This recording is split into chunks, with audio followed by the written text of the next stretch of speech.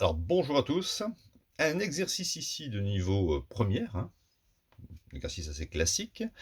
Nous avons ici une expression f de x égale 3 fois x moins 1, x moins 2, donc c'est une fonction numérique définie sur R. C'est une forme factorisée, puisqu'on voit qu'il y a un facteur 3 ici, un facteur x moins 1 et un facteur x moins 2. On appelle ça une forme factorisée. Et à partir de cette forme factorisée, je dois trouver la forme canonique, qui est en fait une autre forme d'écriture. Alors la forme canonique, on va, pour la trouver, d'abord passer par la forme développée. Je dois développer ceci. Alors on y va. Donc, pour développer, alors je ne vais pas développer pour l'instant le 3, je vais laisser le 3. Je vais mettre des grandes parenthèses, et je vais faire la double distributivité. X fois x, ça me donne x au carré. X fois moins 2, moins 2x, on colle. Moins 1 fois x, on colle. Moins 1, x. Et moins 1 fois moins 2, moins par moins, ça fait plus. Donc 1 fois 2, 2, plus 2. J'obtiens 3 fois x carré. Alors moins 2x, moins 1x. Moins 2, moins 1, ça fait moins 3x, plus 2. Maintenant, je peux distribuer le 3. Bon, ça fait 3x carré. 3 fois moins 3, ça fait moins 9x. Et 3 fois 2, ça fait 6. Donc voilà l'expression de f de x. Ça, c'est la forme développée. Alors, on va écrire ici petit a, c'est le coefficient de x carré, c'est 3.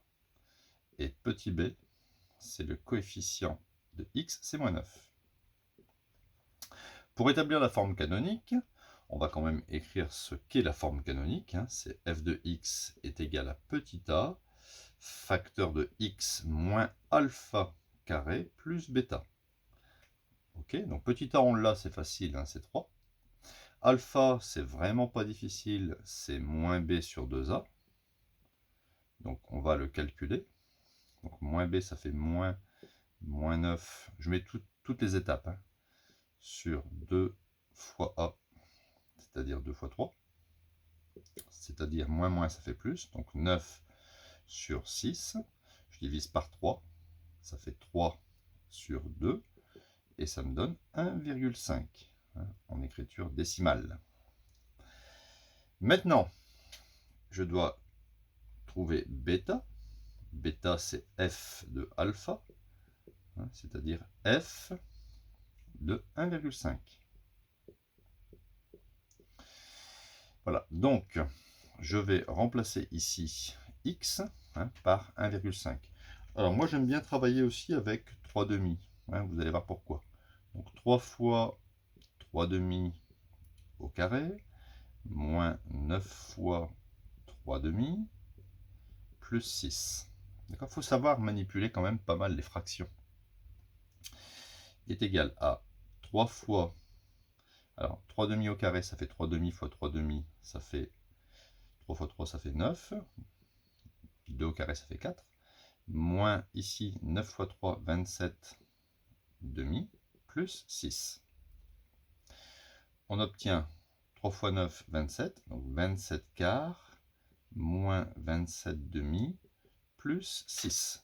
Je vais mettre au même dénominateur, je vais laisser sur 4, donc ici je vais faire fois 2 fois 2, et ici fois 4 fois 4. Donc j'obtiens bêta égale 27 moins 27 fois 2, ça fait 54, et plus 6 fois 4, 24. Le tout divisé par 4. Vous voyez, il faut s'habituer à calculer comme ça un peu aisément. 27 plus 24, on est d'accord que ça fait 51. 51 moins 54, eh bien ça fait moins 3. Voilà, on a trouvé bêta, et on peut au final écrire la forme canonique. Donc, forme canonique, f de x est égal à petit a, 3, facteur de x moins alpha, alors je peux mettre 1,5 ou 3,5. C'est pareil. Carré, plus bêta, donc plus moins, ça fait moins. Moins 3/4, hein, je ne vais pas écrire plus moins. Voilà, alors cette forme canonique, si vous voulez, elle permet de faire pas mal de choses.